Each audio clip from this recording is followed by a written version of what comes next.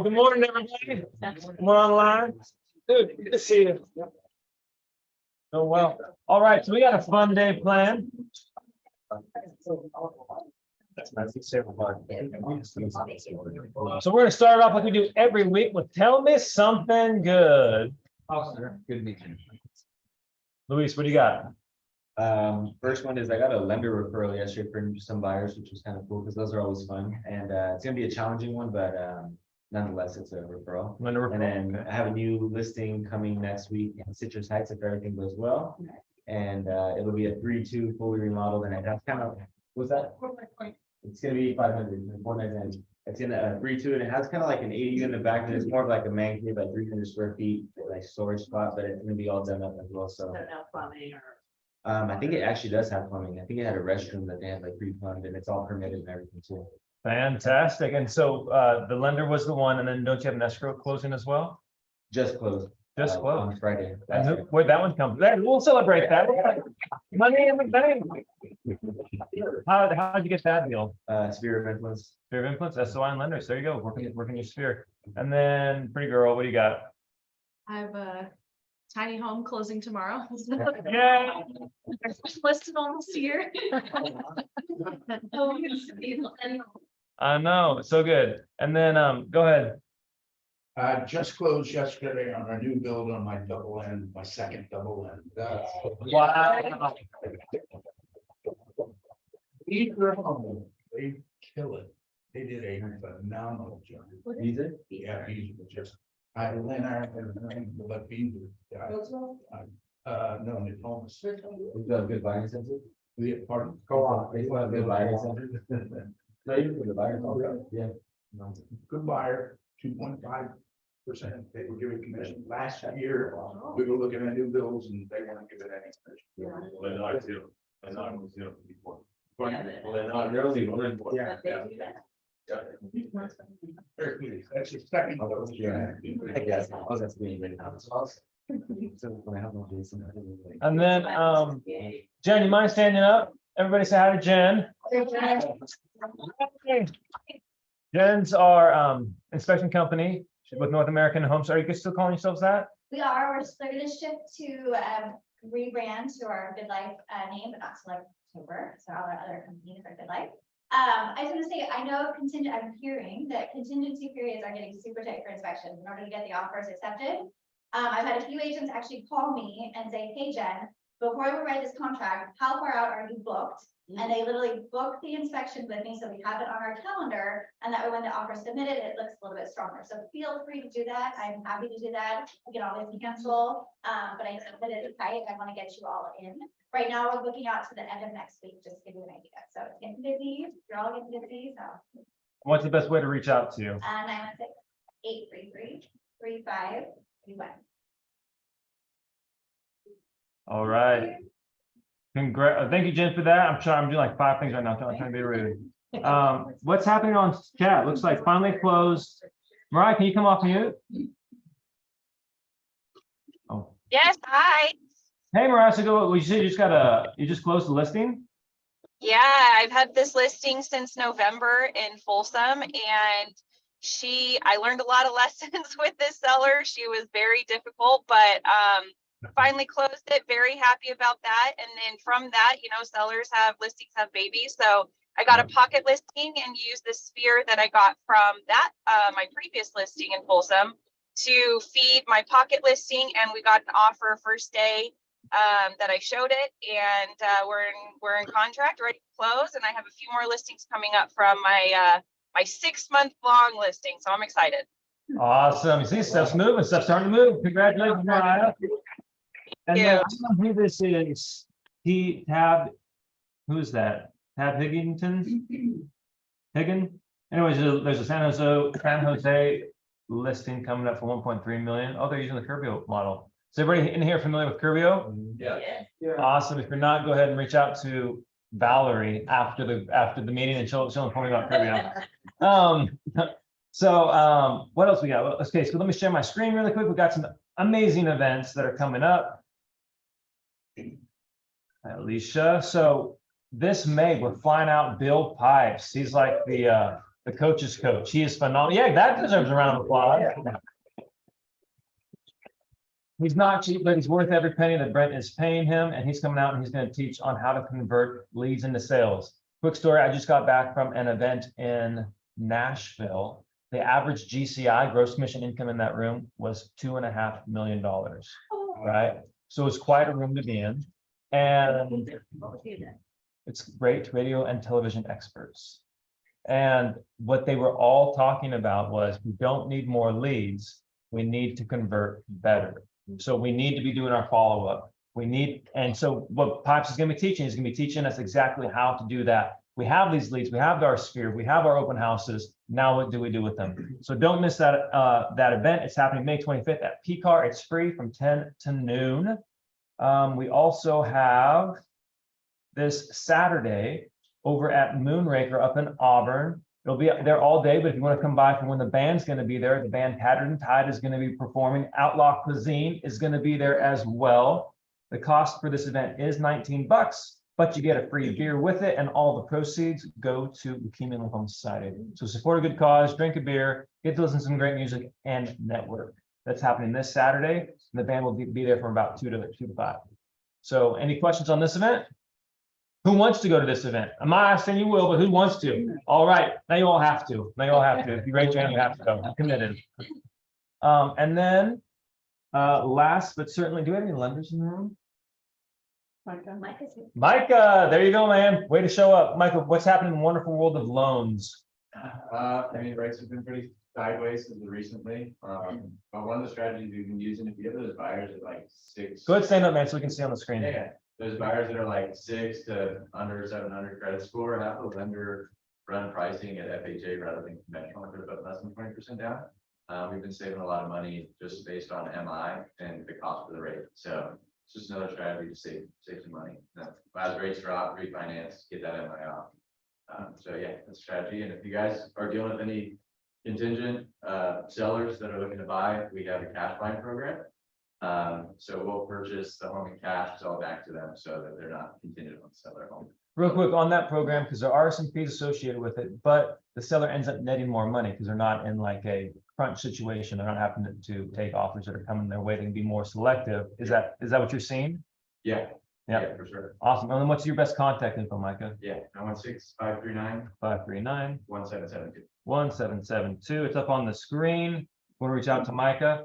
And now our next, so the main speaker today, the keynote speaker for our little event is Amir. So a little bit about Amir. He is a top 1% real estate agent and real estate investor. He has over $30 million in properties that he owns nationally, internationally. He's Dr. Amir. So sorry, Amir, sold you short on that. He's got a PhD, and he's just got a fantastic story. Close friend of Brent. And when Brent was like saying, "Hey, Johnny, we need to have Amir speak," what he has to say will absolutely 100% change your life if you listen, if you take notes. So with that, please, he's already at the front of the stage. Please welcome Amir. Thanks for that introduction. You asked for good news, I have bad news. 116-223. Kings lost yesterday, so I know. Either being next in the city. So as you can see with my name and my accent, I'm an immigrant. Any immigrants here in the room? Few I know on the screen, probably more. I was made in Mexico. Does that count? Start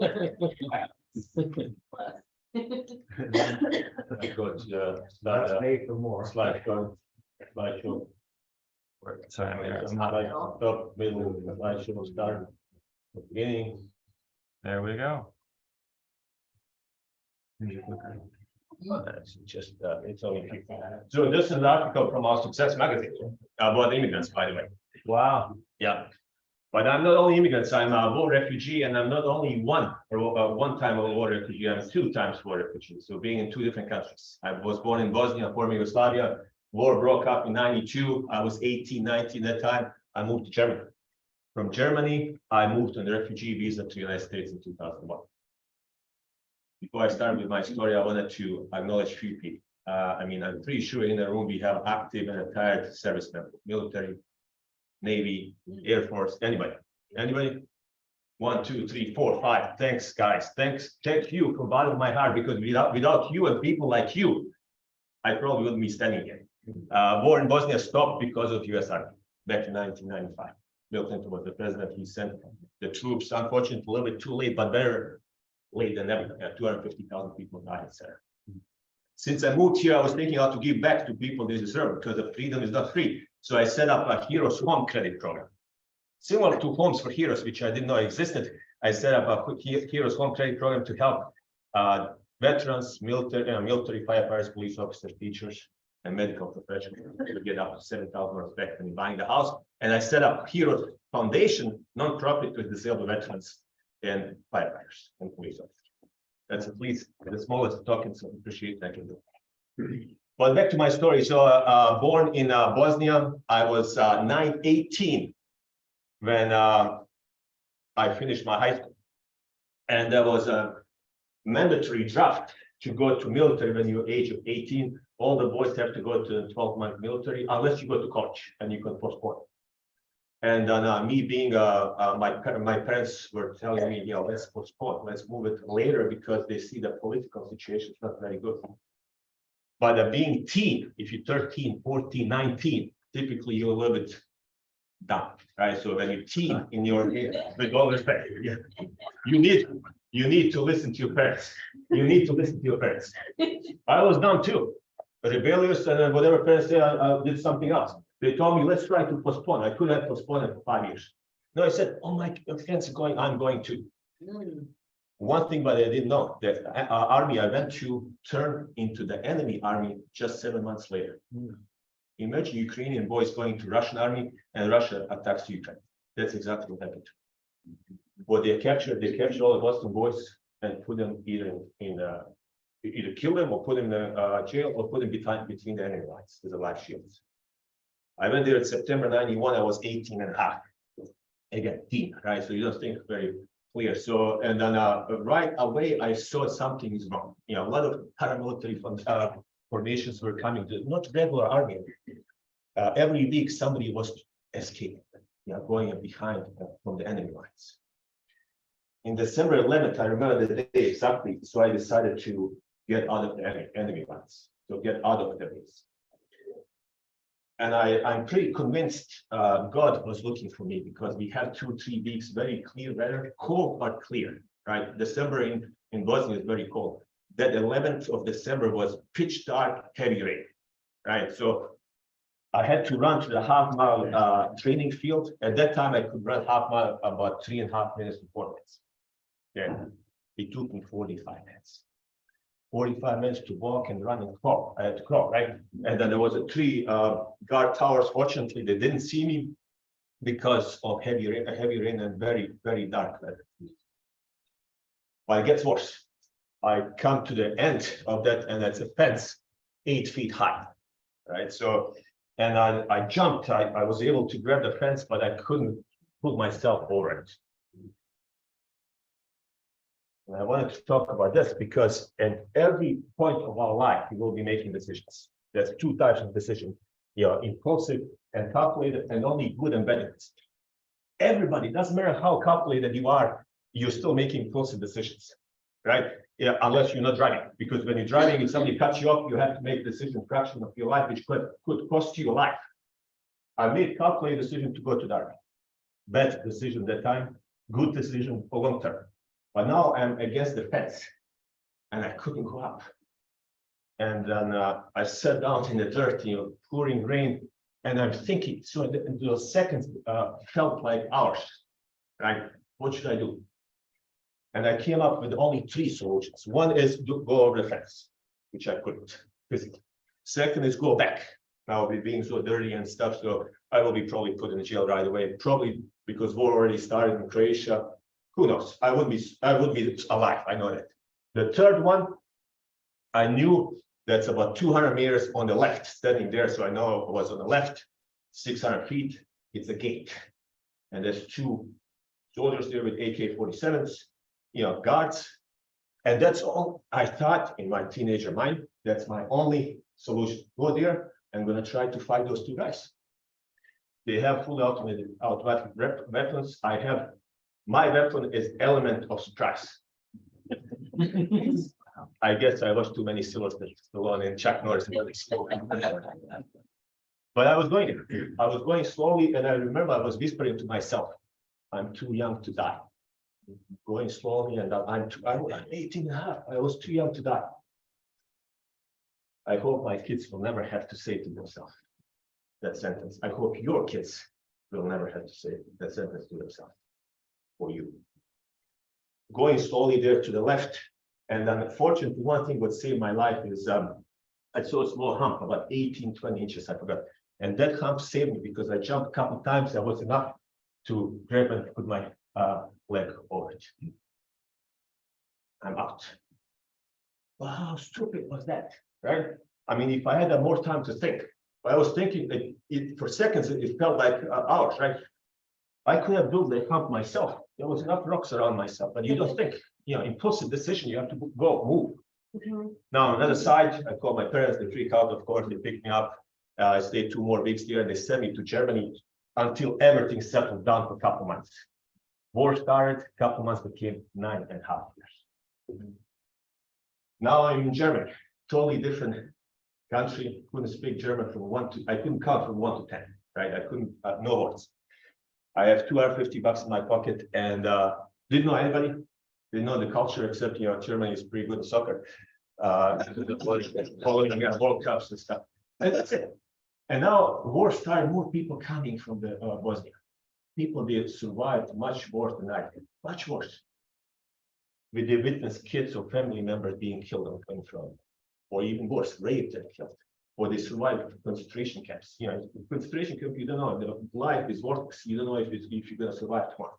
Now I'm surrounded with my people, right? But they're negativity, right? So if you have negativity around yourself, it pulls you down.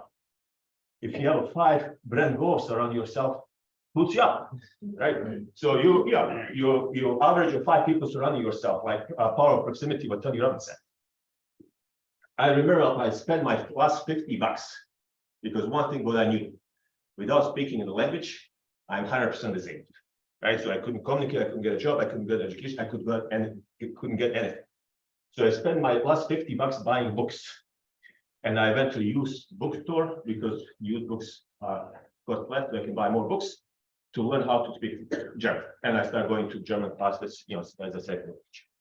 All people around me saying, are you crazy, you stupid, and so get on welfare, get on social security, right? No, I said, I'm moving up, right? So and all of us were and sometimes knocked down, right? So you get hit, punched, you're done. So if you're sitting down, you have 2 options: either stay down and cry and whine, or get up. So I decided to get up, dusted myself off, and hit it again. If I go down, I'll get up again, dusted myself off, and hit it again. So that's exactly what I was doing there. So I'm getting up to hit again, right? So I applied to jobs, and I got my first job in the restaurant. I was so excited, more excited than getting flipped today, right? So my first job ever. In Germany, in a restaurant. And I went to assistant manager was from France. I came back in the morning at 6 o'clock, and I was looking forward to do dishes in the back.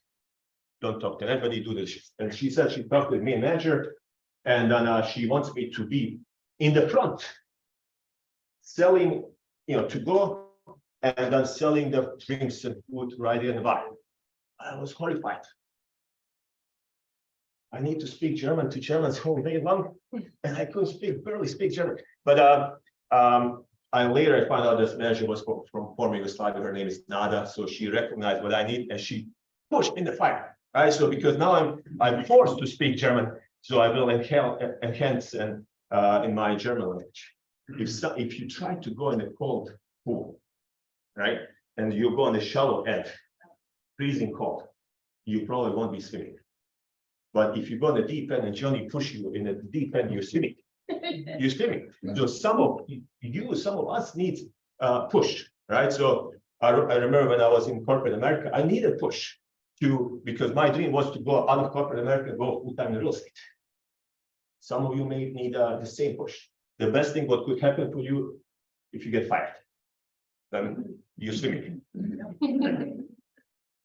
Anyway, so 2 years later, I was admitted to college and University of Technical University in Munich, which was one of the top-rated universities in Germany. Finished my master's in architecture in 5 years.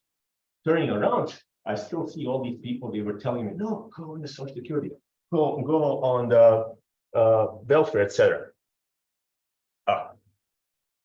Yeah, one thing about that, I forgot to say. I moved to Germany. I had big PTSD. So walking in the street, if I heard big loud noise, I'm turning around. So and if I sleep, any a loud noise, I wake up because it's just inside your brain. You cannot. It's hard to explain, but you cannot get it out. And I know some of you have probably had PTSD. About 12 to 18 months disappeared, but it is not good. Anybody of you catching crabs? You get one crab, you need a net. Otherwise, the crab will escape. You get 2 or 3 crabs, you don't need a net. All of these crabs individually can escape. When they're together, they're not escaping. The reason is the crabs are animals, they're pulling each other down. One tries to get up, another one, hey, where are you going? Pulls down. This guy trying to go up, the other guy is pulling down. There's a lot of human with the crab mentality around you right now and in the past. I had many of them, right? So people telling me, hey, why are you buying books? Go on Social Security, whatever, right? Even now, so hey, don't join EXP. It's multi-level marketing. Don't go in the real estate full time. It's not safe, right? Or whatever the crabs with the mentality is telling me. So I had many of them around myself. And I explain later in US as well, right? But anyway, after finishing school in July 3rd, 1999, I met love of my life in Germany. And on July 3rd, 2000, we got married. 1 year exactly from the beginning. So you're talking about making decisions, right? So either you know it's the right person or it's not the right person. Why to date for 8 years and then 2 years engage and wait 2 more years for the wedding? Either get it right away or don't get it. And by the way, there's benefits of marrying the same day when you met the spouse. You need to remember only one date. So it's 50% chance, less chance you will make up. 2001 and July 23rd, we moved to United States. I remember the date. I will not forget the date because it's my mom's birthday. July 23rd, 2001. You know what happened 7 weeks later? 9/11. If I had waited 7 more weeks, I probably wouldn't be sitting here because they cut off all the immigration visas back then. And I remember 9/11, my mom called and I was in the school, English school, and she was crying saying, you know, I'm in the war again, right? So you went to America, America is on the attack now. I said, Mom, calm down. So New York is probably closer to you than to me. But besides that, nobody ever can attack United States of America. Yeah, so it was a scary time, right? So because you don't know what happens, right? So economy went down, you know, war, no war, but we went through. So now coming to US. Again, new country, couldn't speak the language, didn't know anybody. Seemed like 9 years earlier, right? In Germany, all the English is easier language than German, right? German is hard. But the only difference is I had a little bit more money in my pocket. Instead $250, I had 10,000, and I have my wife. This is going to be easier, and I have the knowledge how to survive. If you train how to survive in the jungle, if somebody throws you in the jungle, you're going to survive. But if somebody throws you in the middle of the desert, you're going to probably die. So nobody ever can take education knowledge out of your brain, right? So that's why it's important to go to the classes, events, read the books, school, etc. Because the more knowledge you get in your brain, the smarter you are, and you can lose everything. I mean, house, money, everything, but you can rebuild if you know how to.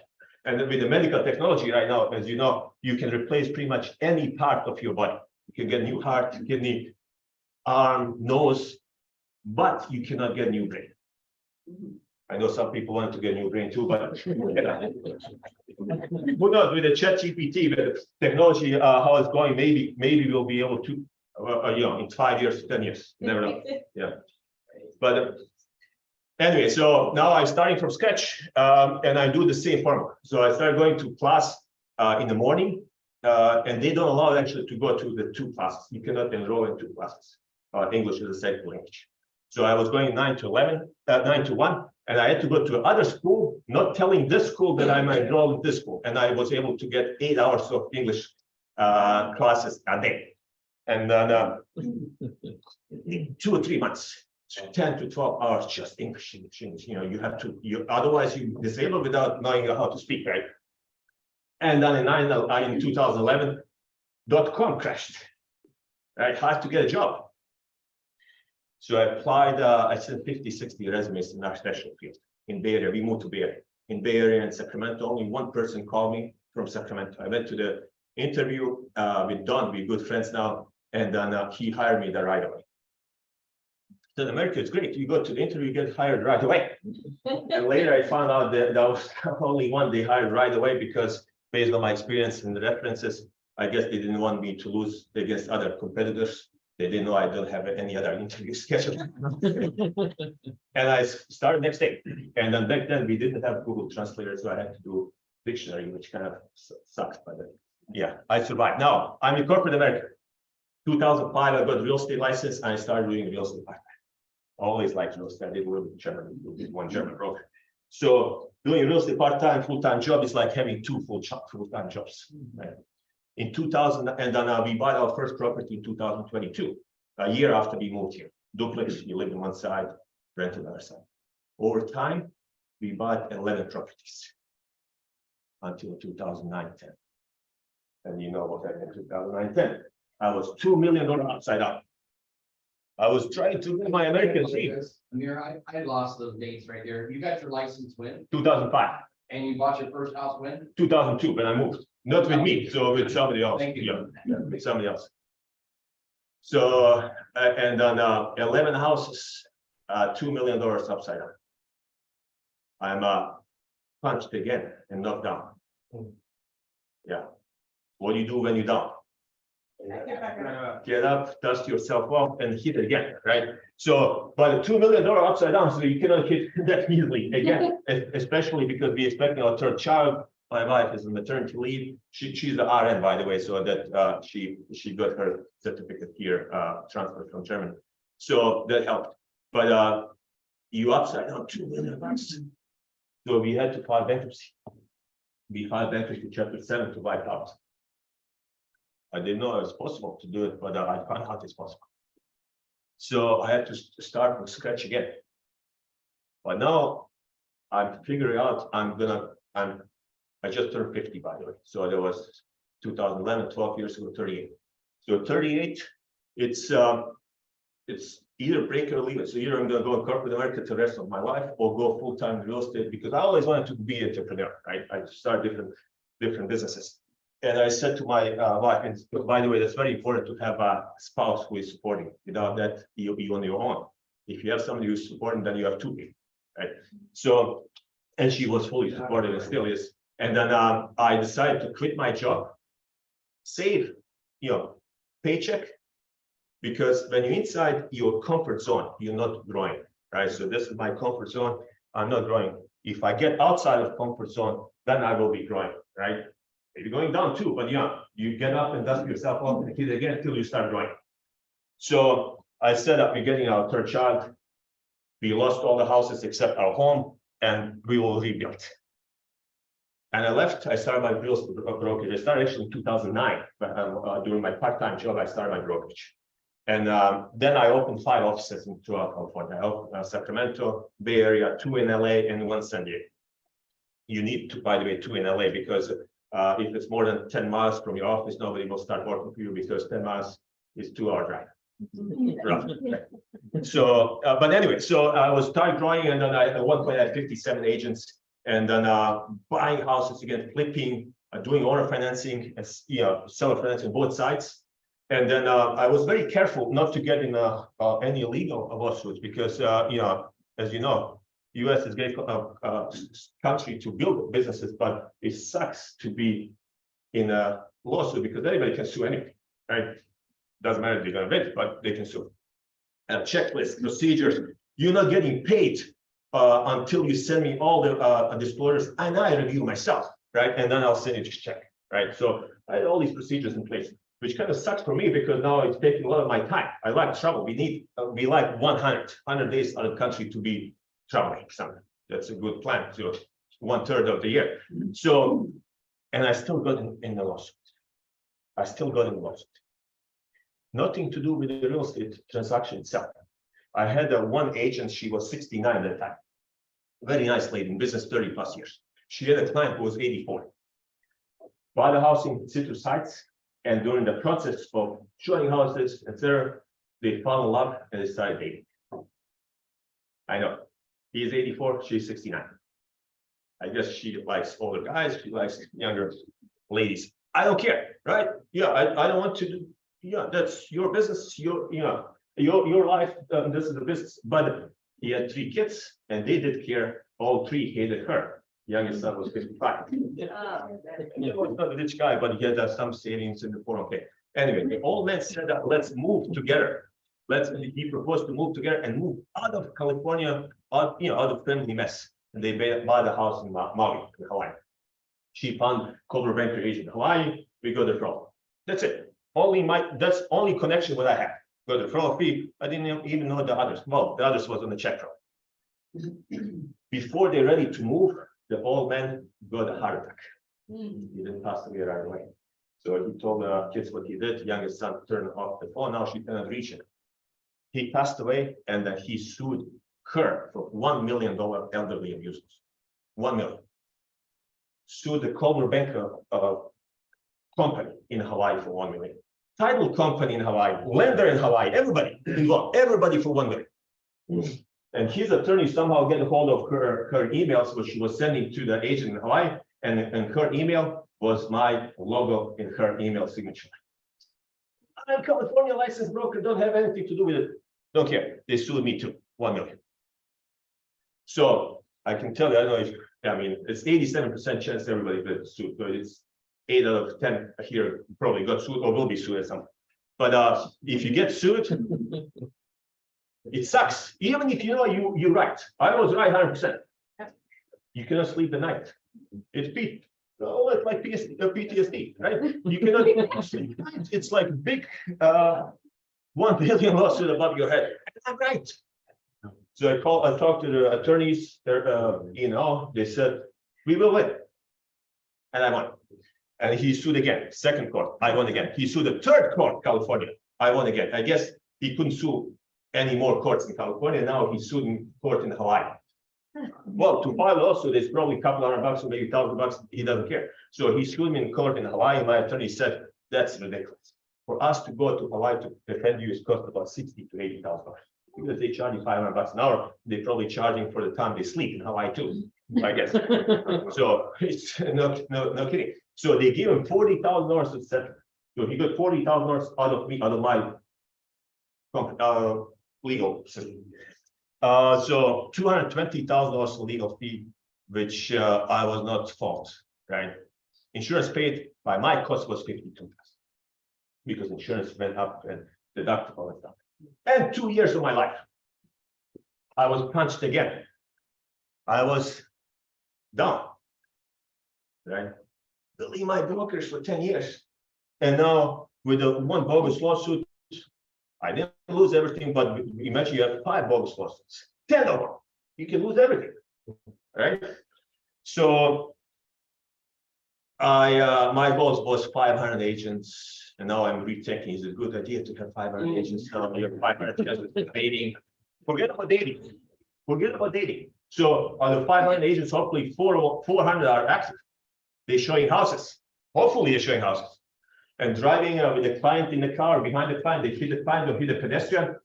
They're gonna sue them and their insurance automatically go out the big bucks in the broker, right? And then it was not a good plan, was not a good model. And what I did, at that time, I had a transaction with Tom Davis. You know, Tom.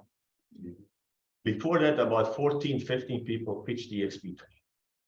And I said, listen, I'm not interested in this multi-level market. I'm not, please don't mention EXP to me anymore. I'm building my company.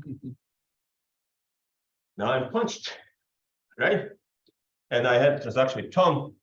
I met with Don. I know already what he's going to be talking about. I still agreed to the meeting. He brought Don Jakob. So I met with both of them. Don impressed me a lot because, and I knew Brent. I saw Brent a couple weeks before that, actually, in the SCR meeting. And then Don is highly analytical person. So numbers. I believe in numbers because numbers never lie. 1 + 1 is always 2. This building is beautiful or ugly. You never know. It's beautiful to one person, ugly to another person, but 1 + 1 is always 2. Doesn't matter how you look. So I came back to my office. I analyzed numbers myself, and I said, "Holy crap, that makes sense, right?" So what I'm doing right now, building my brokerage and taking all the liability, not only liability, by taking capital expenses and risks and everything else, and then a couple lawsuits I can get wiped out. And I decided to join EXP in 4 years. Yeah, since then I got 4 times icon, so I got $64,000 worth of stock just to the icon side.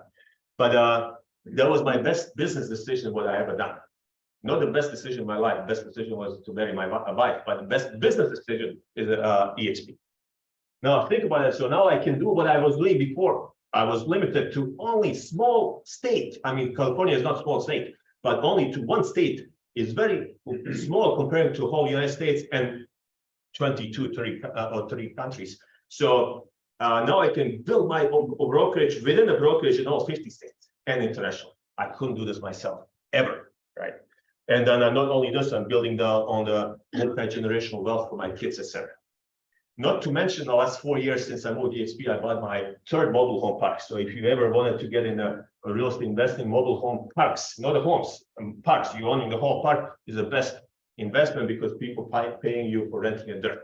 If you have a apartment, leaky roof or leaky toilet, they call you. But in mobile home park, they don't call me if they have a problem with their phone, only if it's outside or in the tree fell down or whatever. So it's absolutely the best investment in my mind. Similar to storage units, but storage units are a little bit more trickier because it's not recession proof. Mobile home parks is recession proof. It even works even better if it hits a recession because people have to live somewhere, right? And for the end, I wanted to mention this. And I know most of the people here are EXP, but if somebody is watching who is not EXP, don't allow yourself to get PTPSD. PTPSD. It's post-traumatic professional stress disorder. And I can explain what it is. By the way, I was building my brokerage for 10 years. I was not running. I was crawling. Crawling for 45 minutes versus crawling for 10 years is big difference. So because you limited how much you can do. PTPSD works like this. One day you wake up and then you go to the office, to the car, whatever. And then you pull your phone and then you click on the stock app and say, going like this, and you click EXPI. And you click, oh crap, stock ran up again. So I could have joined EXP 5 years ago, I would have numbers. And then you start shaking and you couldn't sleep at night. If somebody turns news, financial news, and somebody mentions EXPI, you start shaking again. That's PTPS. It's not too late to join us. You know, we're in the early adopter space. You know, 88,000 out of 1 million is early adopter space. There's only 8.8%, up to 15% early adopters. Later, when we hit 40%, it's going to be kind of late. It's not too late now. Okay. My son is 19. He's in UCLA down there, 2nd year college student. So I got him to get a real estate license. So he has already 1 agent under him. So I will help him to get more agents. And by the time he finishes the college, hopefully we'll get 2, 3, 4, 5,000 revenue share. It's a good start for young adults to have $3,000, $4,000, $5,000. I wish I had $5,000 when I finish my course. So you can do something else. You can travel. You can plan different. Right. Mm-hmm. By the way, here's my contact information. If you wanted to connect, if you want to play chess, chess.com. That's my user ID. Send me the link. Chess is good. You know, you have to train. That's why we go to gym, right? So we have to train our body, right? Either cardio, or I'm training right now, for example, for half Ironman, right? So I turned 50, I figured out I'm gonna put myself in the health side. So I'm training for half Ironman, which is May 20th. So, but you have to train your most important part of your body, which is brain. So it is scientifically proven if you play chess or something else like puzzles and stuff, you're reducing by 38% chance of dementia and Alzheimer's in an older age. Right? You have to train yourself. Guys, if you have any questions, I'm here. I have a question. Thank you. Round of applause from here.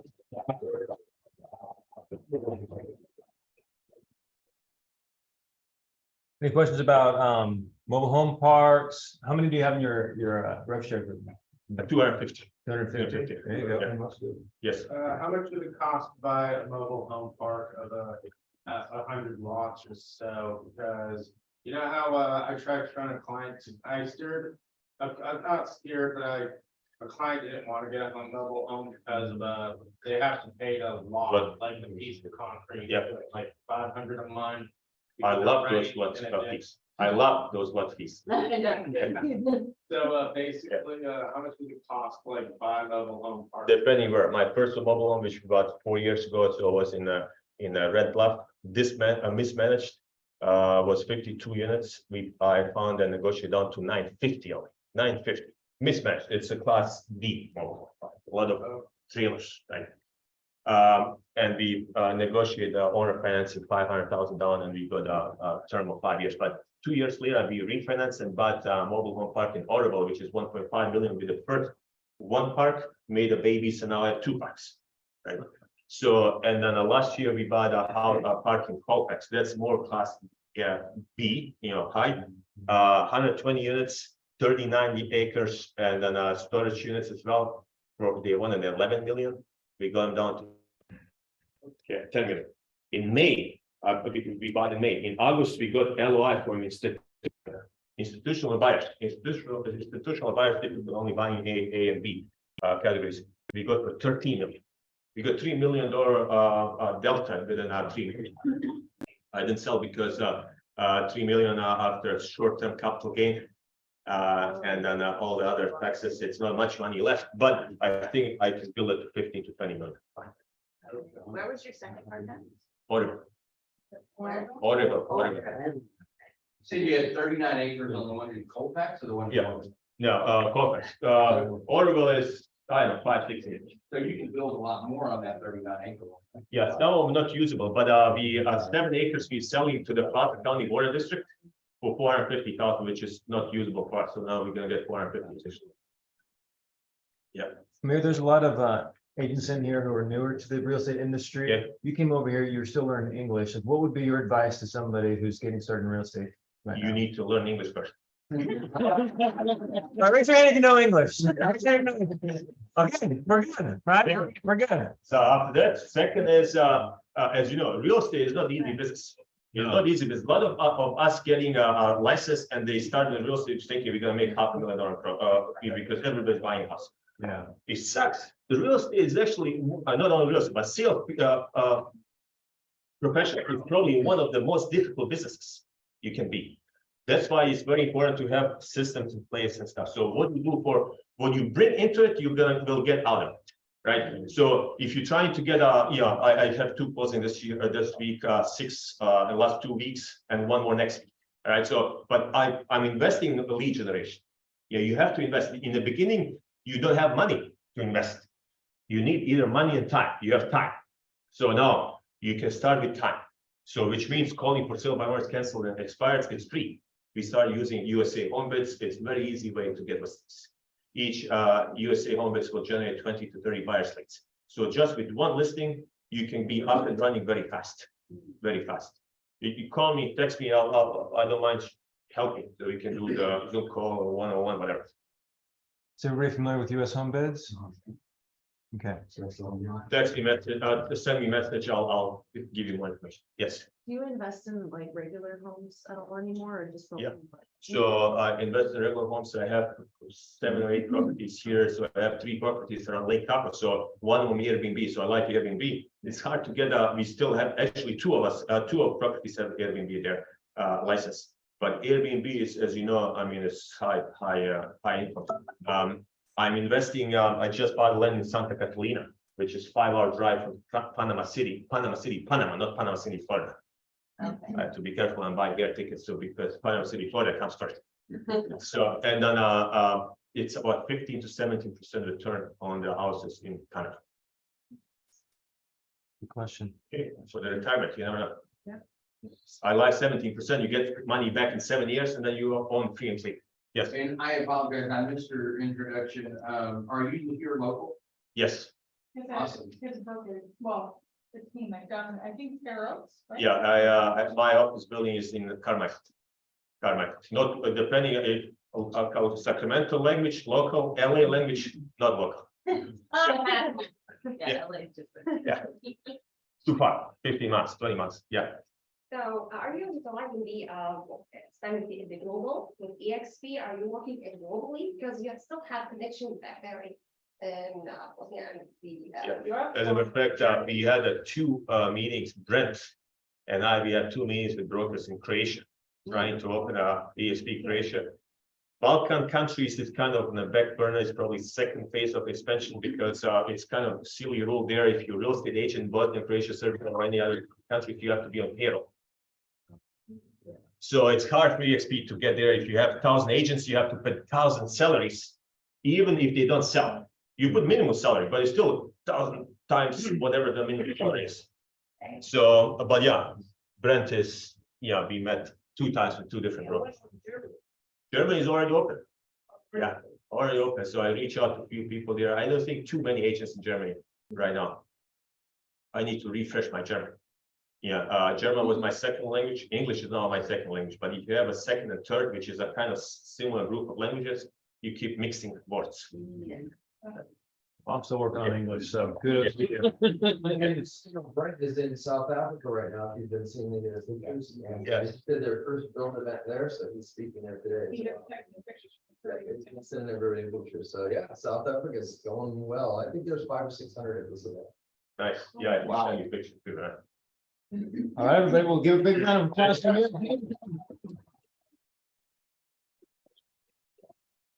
All right, well, that's all we had for today. Was this good? Yeah. That's good. Yeah. A little different. We're not talking about scripts. We're not talking about necessarily lead generation, but we're talking mindset. You get the mindset right, everything else will work itself out. Right. One quick, who can I share a takeaway that I got out of this? Okay, my biggest takeaway was if you get knocked down, stand back up. Yeah, The last right. 12 to 18 months, we've been getting knocked down a little bit across the industry. That room that I was in, people had over $1 million budgets in marketing alone. And they were talking about how hard it was. So you think, you know, if you don't have enough money, if only I had more money, if only I had more marketing, that won't solve the problem. I won't solve the problem. You got to stand back up and show up. Fair enough? That's right. All right, everybody, have a great, one last thing. We got women in real estate. Yes. I know, I'm sorry, women in real estate. I know. Don't miss this. It's happening May 10th. Jen, real quick, give us women in real estate in 10 seconds. May 10th, it's going on from 9 to 1. We're gonna have a milk bar, coffee bar. There'll be breakfast. Tickets are $25. There is what do you call that, John? Eventbrite, the QR code will be up on the team page and everything, but I would not wait to get your ticket because it happens every single, this is our 4th year doing it. Every single year it sells out and then we get women contacting us, freaking out. This year we're doing something we haven't done before. We have a husband's panel. So my lovely husband over here and Cindy's husband will be on the panel. They're both super excited. They cannot wait to do public speaking. It's their favorite thing. Joe's gonna be there and Jeremy as well, Jeremy Perlman. If you don't know Joe Costello, you're missing out on life. Yes, that's the truth. That's awesome. There might be one more husband that's being added on. We're just waiting to hear back. One of the other 4 original gals that they put this on. We're trying to get the 4th husband. Awesome. Well, with that, guys, now you can leave. Have a fantastic Thursday. See you next week.